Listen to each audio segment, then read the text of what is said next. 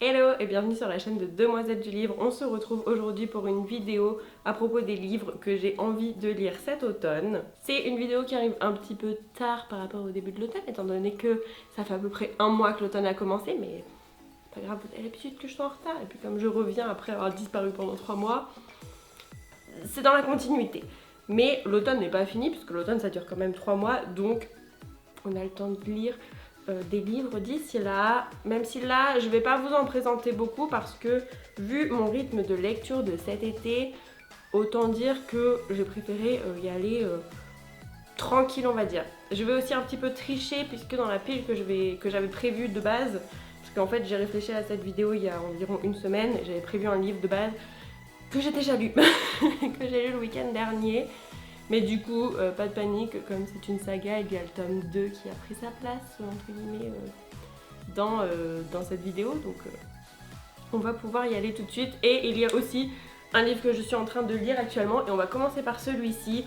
C'est une romance, et c'est le dernier Morgane Moncomble, Un automne pour te pardonner, publié chez Hugo. C'est le premier tome de la saga des saisons. Ça va être en 4 tomes, un par saison. Merci Chloé, Captain Obvious, ça va, c'est super. Chaud 2 tiers à peu près. C'est un livre que je lis en lecture commune sur le Discord d'Emma, vous commencez à avoir l'habitude. C'est mon premier Morgane Moncomble, ne me tapez pas, je me suis déjà fait embrouiller par Emma, plus tard que lundi je crois, en début de semaine. Bref, quand j'ai dit que c'était mon premier Morgane Moncomble, elle m'a dit quoi? T'as même pas lu Falling Again? T'as pas lu Falling Again, Chloé? Qu'est-ce que tu fais encore là? Va donc l'acheter. Non, si c'était mon premier, je l'ai pas lu Falling Again. Je découvre la plume de l'autrice et je dois bien avouer que j'aime beaucoup la façon dont c'est fait. En fait, on est sur une romance, mais c'est une romance un peu croisée, roman d'enquête, enfin pas un peu, en fait, complètement croisée, roman d'enquête et un petit peu thriller, mais thriller tranquille, hein, parce que vous savez que je suis une flippette si c'est pas la première fois que vous regardez mes vidéos. Si c'est la première fois, sachez que je suis une flippette, donc que je ne parlerai jamais de livres qui sont effrayants. J'en ai lu une seule fois, un Franck Tillier, je sais jamais comment on dit. Je dis plus jamais. Faudra que je retente quand même, mais pour l'instant c'est plus jamais. Dans ce roman, on va suivre Camélia qui est une avocate en devenir.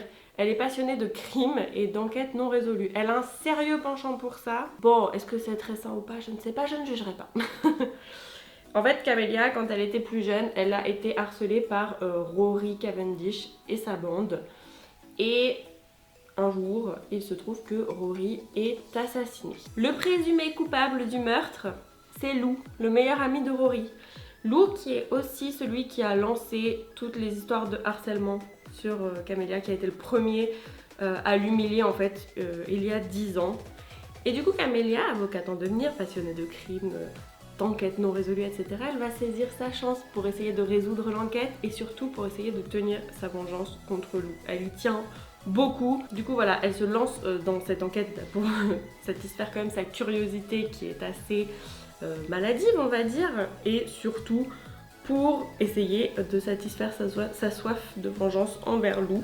Lou, il n'est pas vraiment soutenu par ses proches hein, puisqu'il est présumé coupable du meurtre de son meilleur ami, donc autant dire que ses autres amis lui ont un petit peu tourné le dos. Au niveau familial, ça n'a jamais été trop ça. Il se retrouve un petit peu tout seul et abandonné en plus d'avoir perdu son meilleur ami. Et du coup, pour lui, Camélia, elle va représenter son unique chance de potentiellement s'en sortir. Le truc, c'est que Camélia, elle a envie de se venger. Lou, il a bien conscience qu'il n'a pas été très sympathique dans sa jeunesse.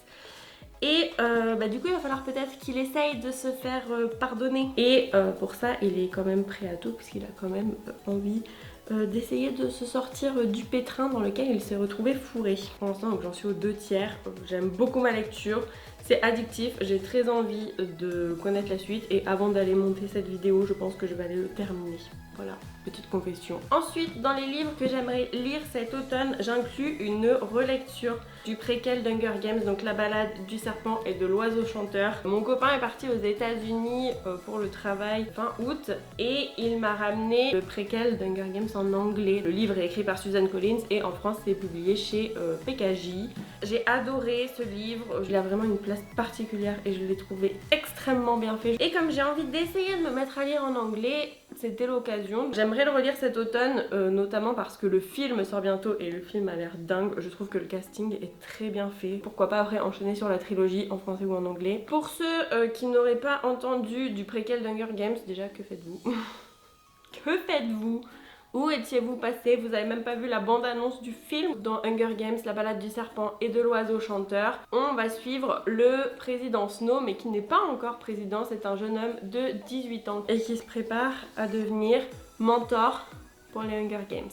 C'est la 10e édition des Hunger Games qu'on suit dans ce roman-là, donc c'est-à-dire que c'était il y a longtemps avant la trilogie Hunger Games. Pour cette 10e édition, l'ajout des mentors, c'est inédit. En fait, c'est la première fois qu'il va y avoir des mentors et ceux-ci sont choisis parmi les élèves très sélects de l'académie. Le truc, c'est que sa famille Snow, elle est ruinée en fait depuis la guerre. Il est dans la haute société, mais il est dans le fond de la haute société, quoi. Il est un peu moqué, il n'y a plus d'argent, enfin voilà, c'est assez compliqué pour la maison Snow.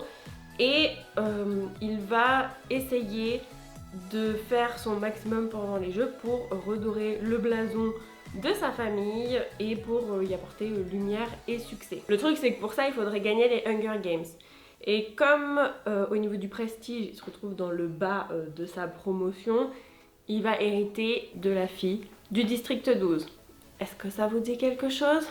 Moi, ça me rappelle une petite situation qui se passe beaucoup d'années plus tard. Donc le destin de Coriolanus Snow et de Lucy Gray vont se retrouver liés.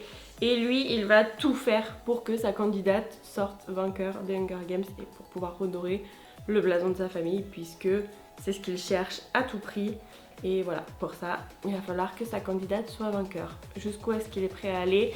Est-ce qu'il ne va pas se faire prendre à son propre jeu? C'est ce qu'on va découvrir dans ce roman.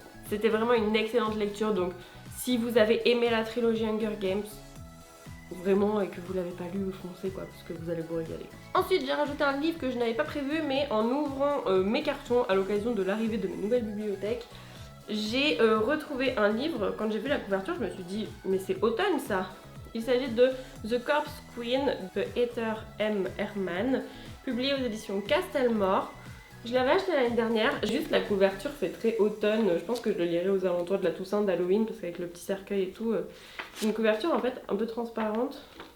Enfin, vraiment, j'avais craqué en fait sur la façon dont c'était fait. Par contre, je me rappelle plus du tout de quoi ça parle, donc je vais vous lire le résumé. Alors que sa meilleure amie Kitty vient de mourir dans des circonstances mystérieuses, Molly Green, orpheline de 17 ans, découvre l'existence d'une tante dont elle ne savait rien. Richissime, Ava est disposée à prendre la jeune fille sous son aile, à condition qu'elle soit prête à en payer le prix. Car Ava a bâti sa fortune en vendant des dépouilles à des étudiants en médecine. Et elle veut que Molly l'aide à se procurer les corps. Or, à Philadelphie, dans les années 1850, une jeune fille non mariée n'a que peu de perspectives. De plus, Molly est bien décidée à remonter la trace de l'étudiant qu'elle pense être l'assassin de Kitty. Elle accepte donc et découvre son nouveau métier, et surtout les leçons d'anatomie du docteur Laval qui vont la fasciner. Mais à cette époque, aucune femme n'est censée étudier pour devenir chirurgienne. Alors qu'un meurtrier sévit en ville et que la mort de Kitty reste impunie, la poursuite du savoir devient pour Molly une danse mortelle. Ça a l'air bien, hein. Maintenant que je relis le résumé, ouais, je pense que ce serait une bonne lecture, hein. Bon, on verra, hein. On en reparlera. Ensuite, et c'est là que le bas blesse, que j'ai du coup lu le livre que je vais vous présenter dans une espèce de vidéo pile à lire. Merci Chloé. J'ai lu il n'y a pas très longtemps, du coup, en fait la semaine dernière, Seul un monstre de Vanessa Len, publié aux éditions Lumen, donc le premier tome de la saga des monstres, et je l'ai dévoré. Je l'ai lu en moins de 24 heures. Voilà, pour la petite confession. J'ai beaucoup aimé cette histoire et j'ai envie de savoir la suite, donc là on va pouvoir parler de la vraie pile à lire, donc le tome 2 de Seul un monstre, donc Jamais un héros, tome 2 de la saga des monstres, pardon. Toujours écrit par Vanessa Len et publié chez Lumen. Déjà, ils sont beaux, hein. Au moment où je me suis dit, ah ce serait bien que je lise ça en automne, je me disais que ça avait l'air vraiment pas mal pour un petit mood automnal, il y a des monstres, tout ça. Effectivement, c'est pas mal. On va suivre Joanne qui s'apprête à passer tranquillement son été à Londres, comme tous les ans, chez sa grand-mère maternelle, qui est un personnage un petit peu farfelu. Joanne, elle a un petit boulot comme bénévole en fait dans un musée qu'elle partage avec un jeune homme qui, comme elle, est passionné d'histoire et qui s'appelle Nick. Et vraiment, voilà, le gars, on s'en doute, hein, il lui plaît beaucoup, elle l'aime bien, ils ont vraiment une passion dévorante pour l'histoire tous les deux, donc voilà, ils s'entendent bien, ils ont beaucoup de sujets de discussion. Mais une nuit, alors qu'ils sont tous les deux au musée, il y a un drame qui va se produire et l'été de Joanne va tourner littéralement au cauchemar. En fait, sa famille, à Joanne, sa famille maternelle, elle est pas seulement farfelue. En fait, elle fait partie des 12 familles de monstres et ils sont dotés du coup de pouvoirs cachés qui sont aussi fascinants que dangereux. Voilà. Il y a 12 familles de monstres qui ont chacune un don différent. Joanne, depuis toute petite, on l'a abreuvée en fait de contes sur les monstres. Et en fait, cet été-là, à ce moment-là, elle se rend compte que les contes dont sa famille maternelle l'a abreuvée, en fait, c'était pas vraiment des contes. C'était plutôt la réalité. C'était un petit peu pour la préparer en quelque sorte à tout ça. Le truc c'est que Joanne elle est pas complètement monstre, elle est à moitié humaine parce que son père est un humain et du coup comme on savait pas trop si elle était monstre ou pas, on lui a pas vraiment dit que les monstres ça existait, même si on lui a dit un petit peu quand même et que on l'a entre guillemets éduquée avec tous les contes d'histoire de monstres quoi. Et le truc c'est que dans les contes des monstres il y a aussi un chasseur de monstres et lui aussi il existe. Et en fait, ce chasseur de monstres qui existe, en fait c'est Nick. Vous vous rappelez le bénévole qu'elle aime bien là? Lui son but c'est de chasser les monstres et de les exterminer. C'est bonne ambiance hein. Pour sauver sa famille et aussi pour sauver sa peau, Joanne va devoir s'allier à l'héritier d'un clan rival du sien. Mais elle va aussi et surtout devoir embrasser sa nature de demi-monstre et tout ce qui va avec et apprendre à maîtriser les dons qui sont les siens. Je m'attendais à aimer parce que j'ai vu que beaucoup de gens avaient aimé, mais ça a été vraiment un très très bon livre. On verra avec le deuxième, je vous en dirai des nouvelles. Ensuite, j'aimerais lire, mais pour ça, il va falloir que je le trouve dans mes cartons. A Forgery of Roses, je mettrai ici la petite image du livre de Jessica S. Olsen et je crois que c'est publié aux éditions Big Bang.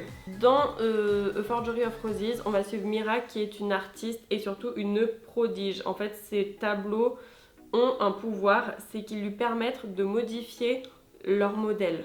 C'est-à-dire que par exemple, si j'ai un gros bouton là, elle me peint, elle efface mon bouton, enfin elle le peint pas quoi, elle me fait une police comme un bébé et je me retrouve avec une police comme un bébé. Voilà. Plutôt pratique. Le truc c'est que en fait elle cache ses pouvoirs parce que vous vous doutez bien que un pouvoir aussi grand ça attire bien des convoitises. Un jour la femme du gouverneur va découvrir son secret et elle va la faire chanter forcément puisque elle connaît son secret donc c'est quand même très pratique. Et elle va la faire chanter en lui passant une commande un petit peu particulière, un tableau dont elle voudrait qu'il soit capable de ramener son fils qui est décédé à la vie. Mira, elle veut se protéger, elle veut surtout protéger sa petite sœur et elle n'a pas vraiment d'autre choix que d'accepter la commande de la femme du gouverneur. Elle va se retrouver du coup embarquée dans le manoir des Harris et là-bas, elle va comprendre qu'il y a un mystère bien plus grand que ce qu'elle imaginait, en fait qui est en place on va dire et qu'il va sûrement falloir résoudre et affronter. Il va falloir qu'elle fasse attention à elle la petite je pense. Pour le dernier livre dont je vais parler... Pourquoi je tape?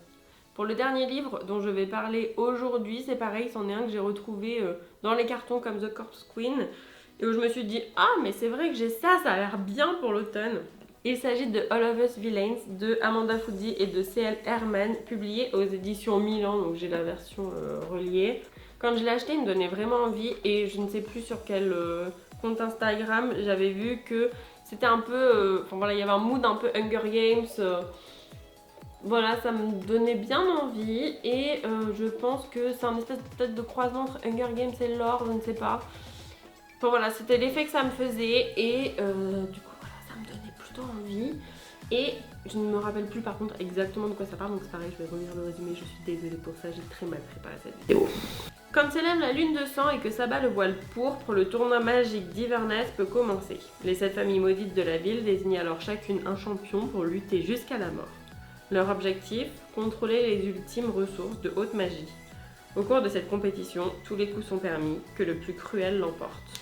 Je trouvais que voilà, ça correspondait bien à ce que j'avais envie de lire en cette période automnale, donc ma foi, je l'ai sorti et puis là il est sur mon bureau, il attend son tour pour être lu et ouais, il me fait bien envie, je pense que c'est pas mal et je crois que c'est un tome 1, enfin, il y a marqué 1 donc c'est un tome 1, mais je sais pas comment s'appelle la saga et je ne sais pas si c'est une duologie, une trilogie ou plus si affinité, je ne sais pas vous dire. Voilà, c'est tout pour cette vidéo, j'espère qu'elle vous aura plu. N'hésitez pas à me dire en commentaire si vous avez lu déjà certains des livres dont je vous ai parlé, si vous les avez appréciés, ou s'il y en a certains au contraire que vous n'avez pas du tout aimé. Et par contre, ça risque de me donner plus envie de les lire. Et n'hésitez pas à me dire non plus s'il y en a qui vous font envie que vous n'avez pas encore découvert, même si j'avoue que dans cette pile, il y en a quand même beaucoup qui sont assez connus. On sait jamais. Mais en tout cas, du coup, voilà, vous pouvez me dire si vous les avez aimés ou pas, si vous les avez lus, s'ils sont dans vos pales ou autres. Vous pouvez aussi me dire qu'est-ce que vous avez prévu de lire pour cet automne, histoire que je rajoute quelques livres à ma liste. Et puis voilà, moi je vous fais des bisous et je vous dis à bientôt dans une prochaine vidéo. Merci d'avoir regardé et ciao!